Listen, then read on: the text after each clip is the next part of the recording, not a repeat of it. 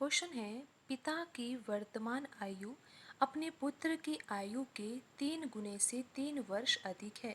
3 वर्ष बाद पिता की आयु पुत्र की आयु के 2 गुने से 10 वर्ष अधिक होगी। पिता की वर्तमान आयु है। तो यहाँ पर प्रश्न में पिता और पुत्र की आयु के बीच में संबंध दिया हुआ है। तो यहाँ पर हम लिख लेते हैं सन और यहाँ पर हम लिख लेते हैं फादर की आयु।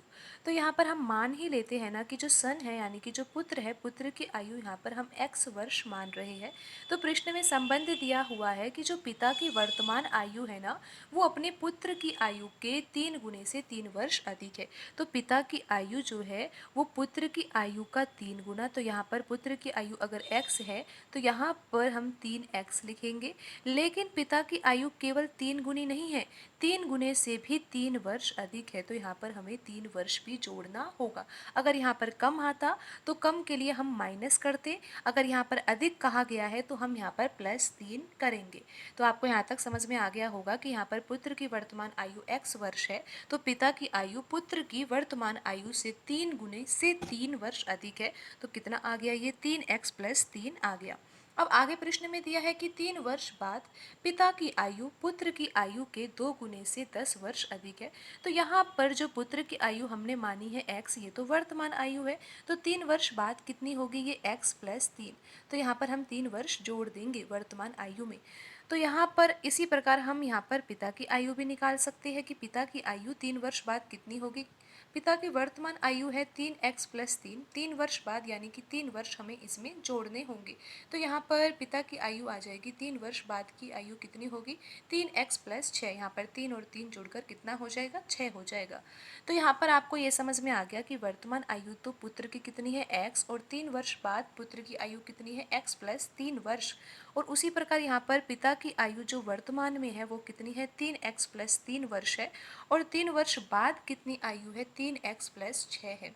लेकिन यहाँ पर संबंध दिया हुआ है कि 3 वर्ष बाद जो पिता की आयु है, तो पिता की आयु तो 3 वर्ष बाद कितनी है, 3x + 6 है। यहाँ से हमने लिखा है पिता की आयु पुत्र की आयु का 2 गुना। तो पुत्र की आयु का हम 2 गुना करेंगे तो यहाँ पर 2 का गुना करेंगे पुत्र की आयु से। यहाँ पर x + 3 है ना पुत्र की आयु, तो 2 गुने से भी 10 वर्ष अधिक है। तो यहाँ पर संबंध इस प्रकार दिया हुआ है कि जो पिता की आयु है 3 वर्ष बाद की, ये बराबर होगी। लेकिन किसके बराबर होगी, यहाँ पर हमें करना होगा पुत्र की आयु का 2 गुना, और यहाँ पर हमें 10 भी जोड़ना होगा। क्योंकि प्रश्न में कहा गया है ना कि पुत्र की आयु के 2 गुने से 10 वर्ष अधिक है। तो यहाँ पर हमने पुत्र की आयु का 2 गुना किया और +10 भी किया, क्योंकि यहाँ पर अधिक दिया हुआ है।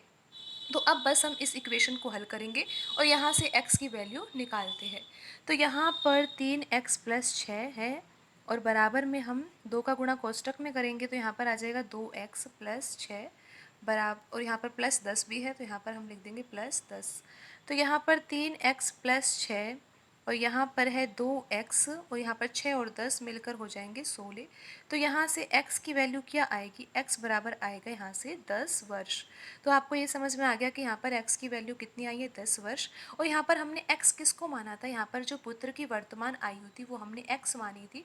तो x बराबर तो कितना आ गया है, यहाँ पर 10 वर्ष आ गया है। पुत्र की वर्तमान आयु कितनी है, 10 वर्ष है।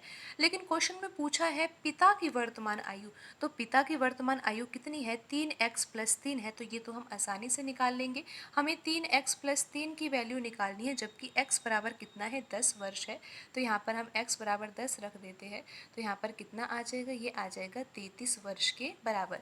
तो यहाँ पर आपको समझ में आ गया है कि पुत्र की आयु तो वर्तमान में कितनी आई है, 10 वर्ष आई है, और पिता की वर्तमान में आयु कितनी है, 33 वर्ष है। प्रश्न में पूछा है पिता की वर्तमान आयु, तो आंसर होगा 33 वर्ष, और ऑप्शन ए यहाँ पर सही होगा।